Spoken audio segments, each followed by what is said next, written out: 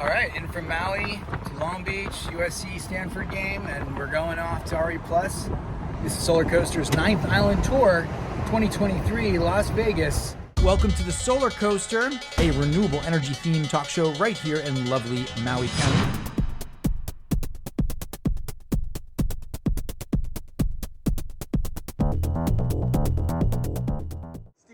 CEO of SATS, that's the organizing body behind RE Plus. Excuse to get on a plane and come visit you in Hawaii is something I'm looking forward to. How long did you live in Maui? 10 years. It depends on what Josh Reporter's willing to do for my flight out. You can put me on the front of the plane. Yeah, so I have been to Hawaii as a tourist, but also in my role in government, right? Thinking about renewable energy solutions, offshore wind in particular. So it feels like a bit of a homecoming. We're announcing RE Plus Hawaii, January 22nd, 23rd in Waikiki at the Alohilani Resort. Yes. How do you feel, Gary? I feel great. Actually, I feel wonderful because I'm going to get to go. So I'm looking forward to it. Gary. Aloha and welcome to the Solar Coaster live show here with a couple of great guests. And you've seen these two usual suspects on before, but we got Jason Verkart over there in Osaka. Thanks for coming in, Jay. Yeah, you said welcome here, and like, where is here? Because we're all over the place at this point. Good to have you. Good to see you there. I like your, is that Himeji? What castle is that in the back there? That's Osaka Joe. Osaka Joe. Those are the Panasonic buildings, or at least they used to be Panasonic. I'm actually not sure who owns them now. It might be Chinese. And then the Osaka castle itself. And we got, that's on one side of the Pacific. Of course, I'm stuck here in the middle of the Pacific in Maui. And we got Mr. Doug McLeod, former energy commissioner, good longtime contributor and friend to the Solar Coaster. How's it going, Doug? It's pretty good today. I'm over doing Christmas with my kids, and you can see the Christmas nice. Tree in the background. So we're just kind of getting ready for that. It probably dates our programming here for as people watch this. Well, I think we're going to probably put this out pretty much right away because the RE Plus Hawaii is upon us in, I think, 6 or 7 weeks. So January, what is it, 22nd, 23rd in Waikiki at the Alohilani Resort. You see up there, I kind of reconfigured our studio here so we can have a little bit of a display. And that's that great resort over there in Waikiki that the event's going to be held at. So we want to take some time and just talk to you both and share a little bit of what we're seeing here in Hawaii and what our expectations for the event are. So pretty stoked to have a discussion about RE Plus Hawaii. You know, what's amazing is that this conversation's been going on for a while. This isn't like, hey, let's do a show in Hawaii, and then a few months down the road, there it is. I mean, geez, Louise, we've been having this talk for, I want to say, like 3 years. Of course, we had a pandemic. Early on in the Solar Coaster kind of career, so 2017 or so, that we were discussing the possibility of bringing. Wouldn't it be you great mean like if, Josh and Jay going, early cool thoughts if we had still. RE Plus Hawaii? Yeah. Sure. I gotcha. But it's been a while, and so it's right around the corner, guys. You know, we're wrapping up 23 right now. We just had Las Vegas, RE Plus Vegas, and that was a huge event with somewhere around 40,000 attendees. Kind of something that was unprecedented in scale. We hadn't seen anything like that in the past. Huge event. And now we're starting to see all these different regional events all around the country. Those are growing considerably for RE Plus, and Hawaii, of course, is we think is going to be a shining star event. So we get an opportunity here to talk about not only the upcoming event and some of the things that have been developed and firmed up. We got a lot actually, but also kind of recent events in Hawaii and why it makes sense to come. So we hope this little video here in this talk will compel some of y'all in the mainland to take the hop over in frigid January and enjoy Hawaii. And also for people here in Hawaii, maybe outside of the traditional energy kind of landscape, to consider being a part of this because it's so pivotal in all of our lives, right? So we were talking about various kinds of people that may want to take a peek at this and be a part of the show. It's here. Why not hop over to Oahu from Kauai or Big Island or Maui and be a part of this conference? It's a lot easier than going to Anaheim next year, for example, for your teams, although we'll be there. So what do you think, Doug? Yeah, I think that it's been, since probably last May that, the energy community in Hawaii has really been able to get together and have a conversation. And it's time. Obviously, there have been some huge events in terms of what's happened on Maui, but also just some events in terms of utility procurement for solar, in terms of battery bonus, and some of the other programs that are maturing. So I would say to people that this is a pretty good time if you're interested in kind of seeing what the business opportunities are for distributed solar in the islands. Probably a really good time for a visit. Absolutely. Yeah, I think that there's the the amount of changes that we've seen here actually potentially carve out some new opportunities, right? And so we can, in this show, we'll probably talk about what's happening in, across the different sectors. We often like to break it down into utility and commercial, or C&I, and then residential. But I think there's interesting things happening in all of those spaces that maybe kind of create a broader opportunity in a sense. In the case of like utility, for example, there are some very, very timely shifts in what's happening out here. And we had talked a little bit about this, Doug, recently, and then Jason too, but like, for example, when we out here, we have these RFPs, and I don't know how long they've been going on, but RFP phase 1, 2, and 3. Phase 1 actually being awarded, I think, in 2018, but I don't know when the original planning and discussion started. So 5+ years, right? And so, but RFP phase 2, it looked like a lot of these programs these projects were going to actually get us up to some big marks. Like I remember seeing something like 70-80% for RFP phase 2 when all these were awarded in terms of our overall offset. And almost all of them have fallen away, right? So yeah, it's kind of I wouldn't have expected that we'd be here at this time. I would think that we have been further along with these projects. I think we recently saw that article from Civil Beat, Doug, and I think I sent it to you as well, Jay, that said in the language, or maybe you sent it to me, Doug, right? The language was striking. It was like only 1 out of the 5 RFP projects that were awarded in Maui actually was built. And the last one, that we thought was going to get built, this Yahoo project, a 15 megawatt project by Interjex over in South Maui, they ceased negotiating on that like about a week or 2 ago. So all of a sudden, what we thought was going to get built by this time is just fallen away. It's just that one big AES project. So it looks like in the case of Maui, there should be more opportunity coming, within the utility scale space.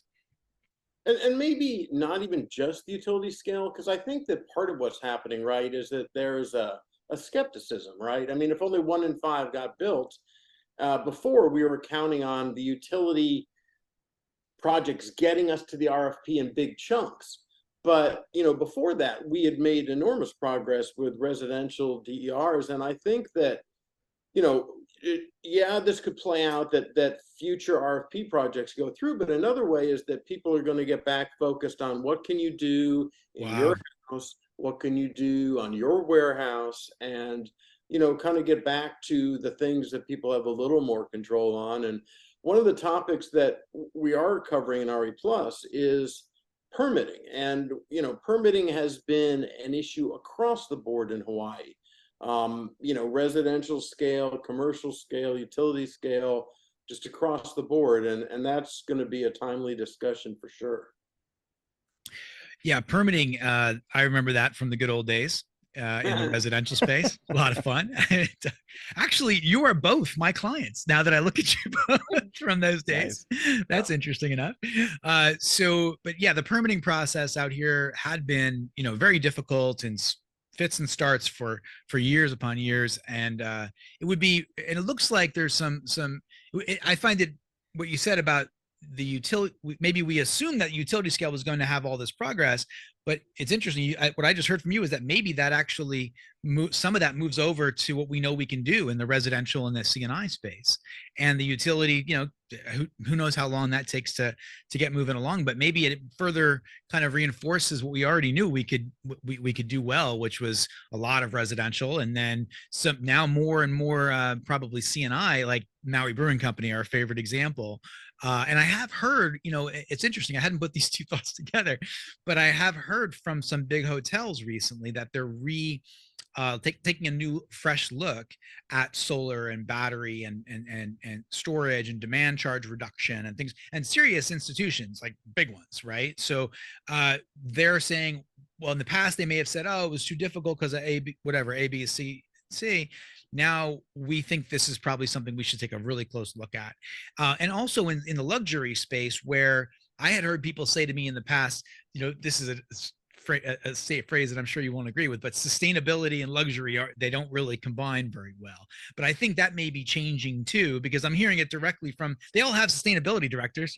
Right? So you can have an efficient swimming pool, but it's still a swimming pool, which for some people is inherently a luxury thing. So sure. I mean, that's an interesting discussion. I do want to say, like, if you're thinking about coming to Hawaii for the show and the CNI space interests you, one thing that does not get enough discussion is the tax credit situation in Hawaii.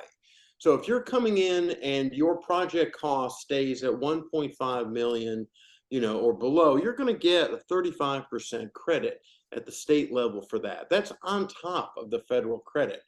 Right. And it's important for people to also understand that is in Hawaii a refundable credit.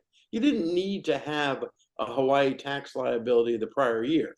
These can be, given to people that are coming in with new capital from out of state and didn't need to have, prior business last year. So a lot of people don't think about that. A lot of people are aware of the high cost of electricity in Hawaii, and they may be aware on the residential side of the $5,000 state tax credit, but it's a flat 35%, up to, again, about $500,000. So people, as you look at the economics of these projects, like we're talking about, doing a hotel, doing a business, it pays very quickly here compared to a lot of places.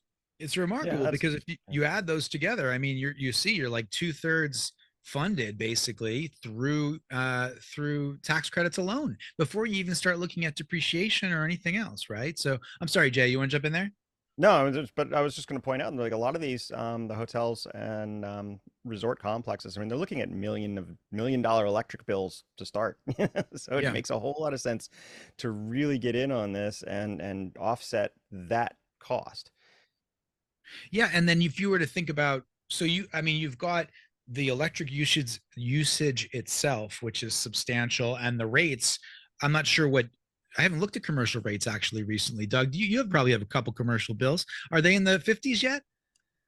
High 40s, basically. If we're looking at Schedule G, which Schedule is the J. one without a demand charge, you're probably, if you're talking cents per kilowatt, we're probably, we're edging over to 50. We're high 40s at this point, be my guess for Maui. I would guess you're 47 or 48 cents at the moment. Right, I'm gonna call it $0.50 just because I like the way it sounds. So whatever, but that's no joke. That's very expensive electricity. Right. So at 47, 48, 49, I think Resi at the moment, the last time I looked at my bill, was in the 43 territory. So we talked about incentives a little bit, but if you think about the cost of electricity, the payback period of that net cost versus the cost of electricity, I mean, it's very aggressive. And it's not going to get any cheaper.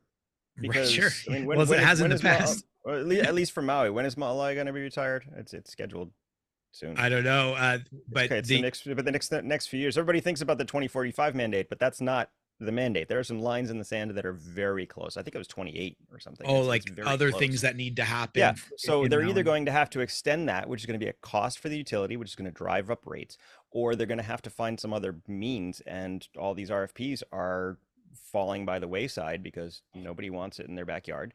And and you bring up an interesting point too, like recent events, right? So I mean,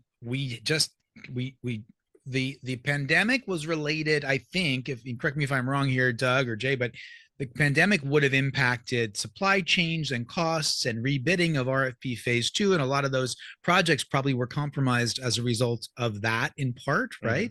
And then after that, of course, then we have the wildfires. And now you've got, the impact to the utility itself. And then I don't know how this tracks forward. I don't know if anybody knows how this tracks forward. But I mean, obviously, that's a huge event, right? So you have the credit of the utilities compromised. You have RFP phase 3 being supposedly awarded right now, but it's being done in secret as per Henry Curtis's recent, do you see that today? It was a beautiful. That is accurate. I mean, they had some history of doing this with prior phases. But getting back to your basic point, the cost, what is really going to get it under control? It's not promising. And you were asking, why did these projects fail? And everyone loves to blame COVID, for everything at this point and the supply chain disruption. I will say that if you need transformers, that particular item of equipment is still an incredibly short supply.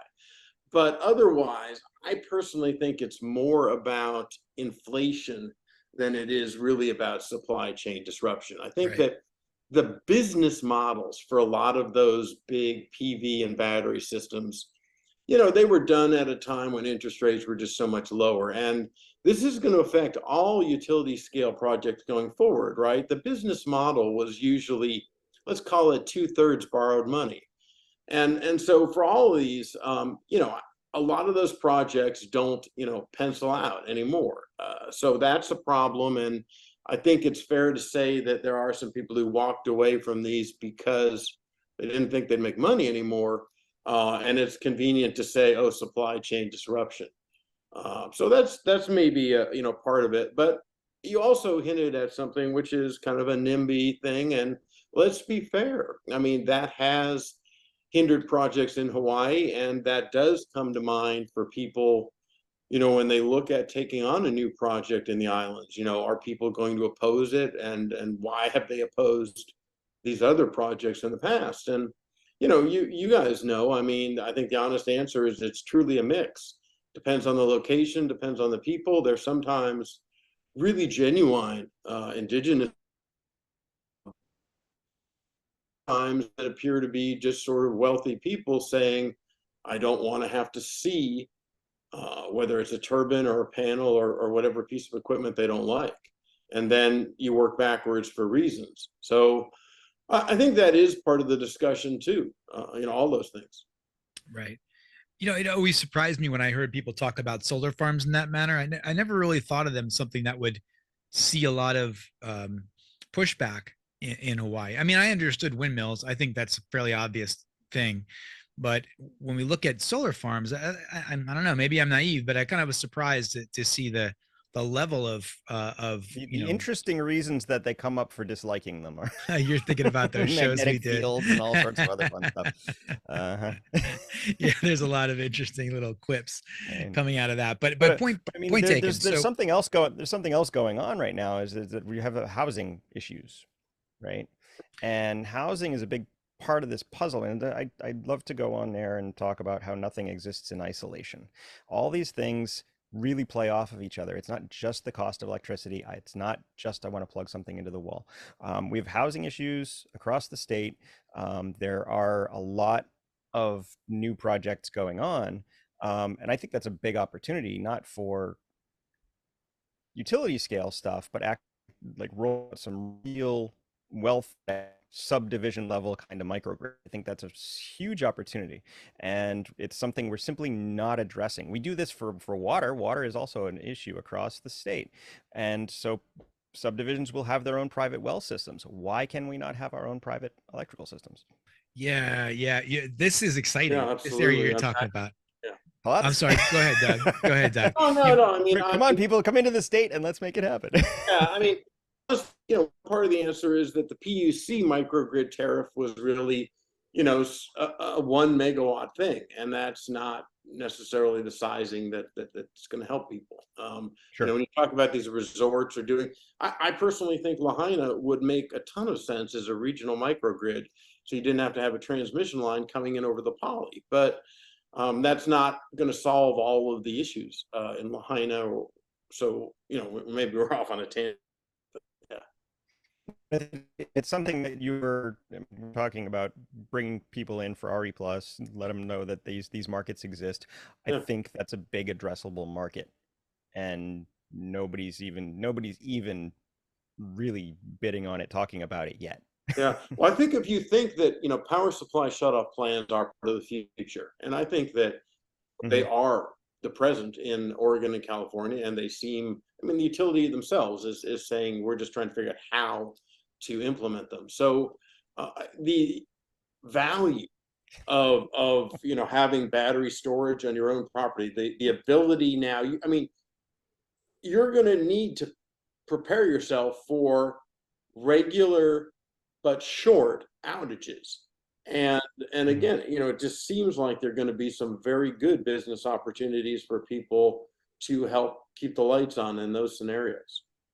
I'm glad you guys both brought that up. This kind of nexus of building and clean tech, because it's an area that I'm just inherently excited about. And it seems to me, we're starting to see a lot of I'm seeing projects being built and being approved, and there's a lot of language about expediting, and who knows how that'll actually pan out, of course, but I mean, we're seeing right here in Highly Miley, there's that whole development that's going in. Jay, I drove past just yesterday with Susie, and I was like, what on earth? There's all these houses built, right? And then Pulelehua, I think that's how you pronounce it. Doug, I remember take the wall down? Yeah. What's that? Did they fall down? Did they take the wall down? There was that wall down. No, the wall down. The wall's still up. But then okay. that's a boat, and I'm seeing those listed. They're built and they're listed on the MLS. And then like Pulelehua, for example, and there's a bunch of others, but that project's been on the board for decade plus. I remember when I was in Kaipui Fellowship, Doug, back in 2011 and 12, we visited the site near Kapalua Airport and said, oh, this is Pule. And we looked at the plans, and it was, that thing's been trying to get done forever. And so I'm seeing that in the news now. They're trying to expedite, because obviously they have, they meaning the political group, they actually have a lot of pressure to deal with this because of the fires, right? So we need more inventory. So it'd be wonderful to see really less forward leaning technology and clean tech be integrated to those systems as well, and it seems possible to me. Yeah, if it's integrated from the start, then we're definitely going to benefit much more than if we try to slap these things on after the fact. I wonder if it helps the economics right now. Yeah, I mean, it's just still though. I mean, it's a time value thing, right? I mean, when I look at energy, the issues at the project level are entirely the same now between affordable housing and renewable energy. I mean, it's basically, people that don't want to see something, and they're reaching for a lot of reasons. And they always say that they are in favor. So everyone who opposes a solar project says, I favor solar energy. Oh, but not here. And affordable housing, everyone says, I'm in favor of affordable housing, but not in my neighborhood. And I just see the same issues again and again. So I see people using the environmental laws to try and stall projects. I see people talk about microclimates and weather impacts. And if you think about it in the abstract, anytime you build any structure, you are affecting the environment. You are affecting the way the wind flows. You're having these effects on the climate. So anyway, we've gotten to the point where we're kind of holding energy projects to a higher standard than just regular housing or regular commercial buildings, and so that is sort of a warped thing, right? I mean, and same with affordable housing. Why are we making it almost a higher standard, than just doing one building by yourself? So again, just kind of rambling, but I totally agree with you, Jay. And again, we're talking permitting at RE Plus, and we've got the folks from Honolulu DPP.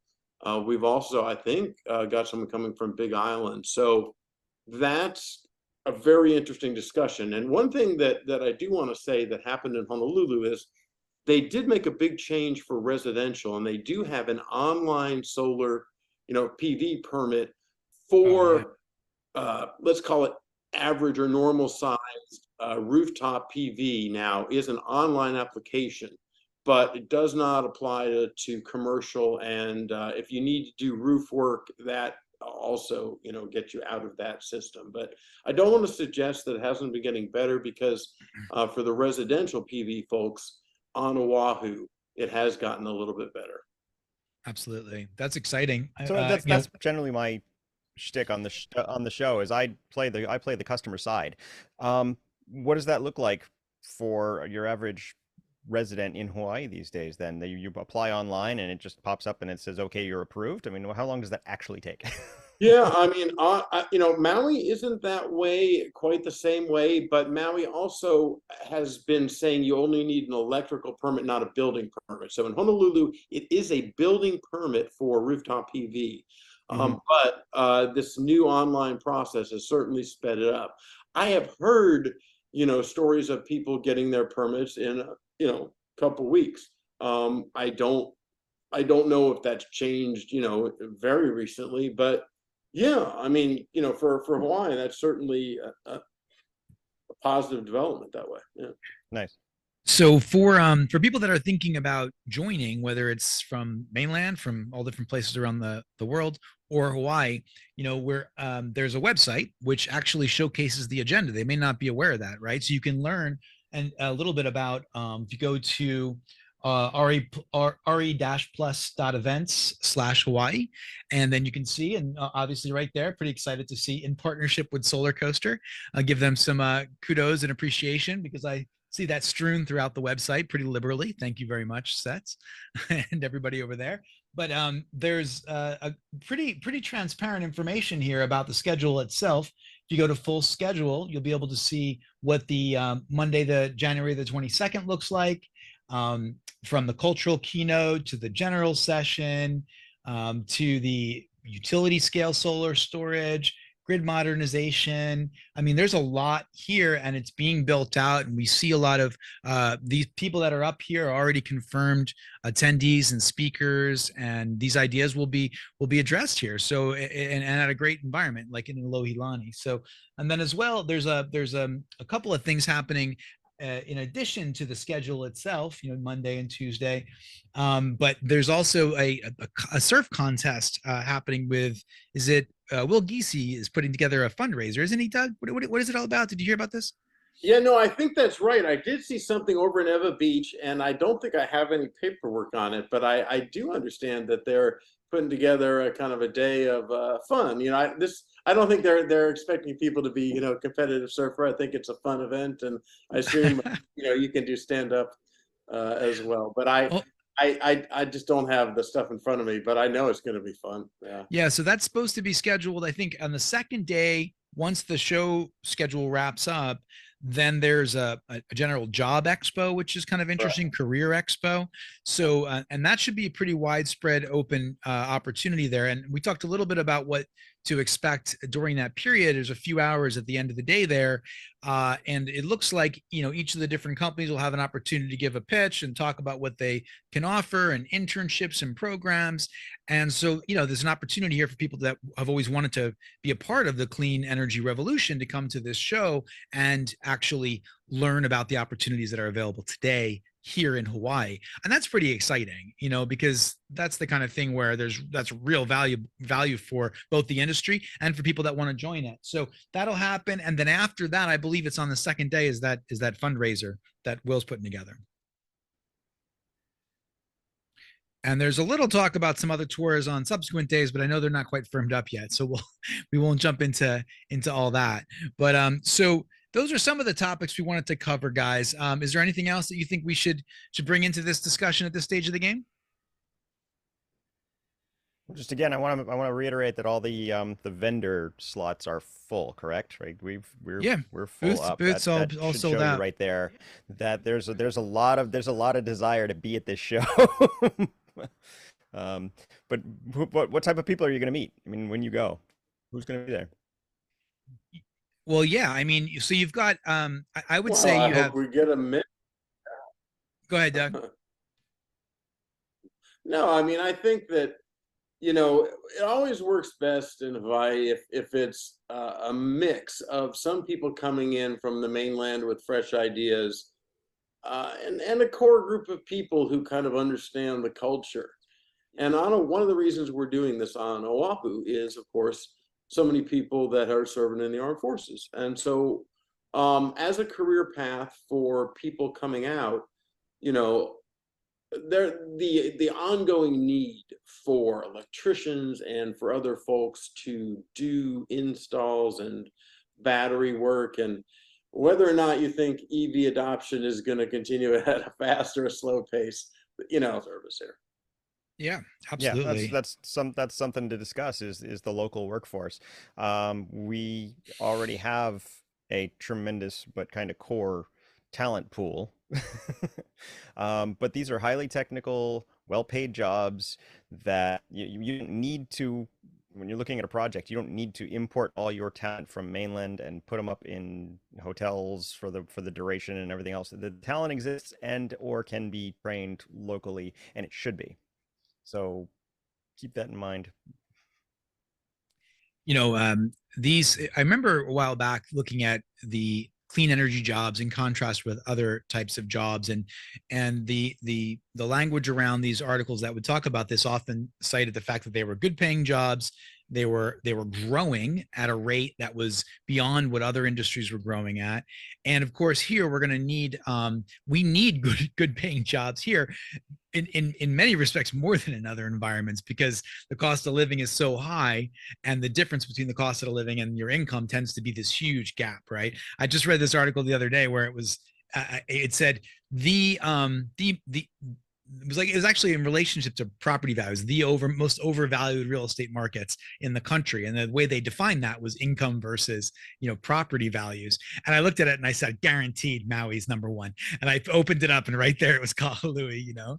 So we need good paying jobs, and this is a wonderful way for people to be able to find that here in Hawaii, throughout all the islands. So I did want to say that I think that people can benefit from some of the content here beyond the installation community and beyond the manufacturers and the different vendors, and beyond the energy wonks and people that are in the energy space. If I'm a realtor, for example, and we get a lot of realtors throughout Hawaii, right? If I'm a realtor and I'm trying to understand the value of a solar system, what all this means, I think that it would warrant attending this show. Understanding the basic components of a solar system, understanding, and you'll have vendors there, working on this kind of stuff, talking about this kind of stuff, just understanding how energy plays a role into real estate. I think that would be valuable. I would spring for the, whatever it is, 60, $70 or whatever for the expo hall pass and come in and learn a little bit about energy if I were a realtor. If I were someone that was working at a hotel in sustainability, what a great, you're going to be vetting, right, proposals coming in the millions of dollars, trying to understand, or at least the decision making teams in those hotels, trying to understand the value of one proposal versus another. Having a good handle on how some CNI approaches to hotels from the energy space, I think that'd be a valuable thing for those people. And there's others too that I could imagine getting a lot out of this, but I think it goes beyond, for example, the educators, the teachers.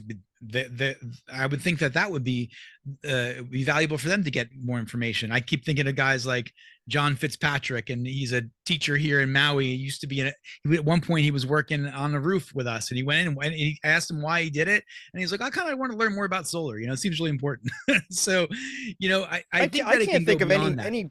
I can't think of any group that really wouldn't benefit from at least knowing a little more about what's going on. Well, what about governance, right? Like people that are actually in the know. Political environment. That'd be great. I'd love to have them No, there. they don't know, but they should. They're everyone's favorite group to poke fun at. But yeah, so I think there's the opportunity to build it out and to grow and to have people come in that may, perhaps not traditional. That's we know it's a really hard ask. Come to Hawaii in January, right? Stay at a lovely resort, meet a whole bunch of interesting people. That's where the solar coaster party has to come. Yes.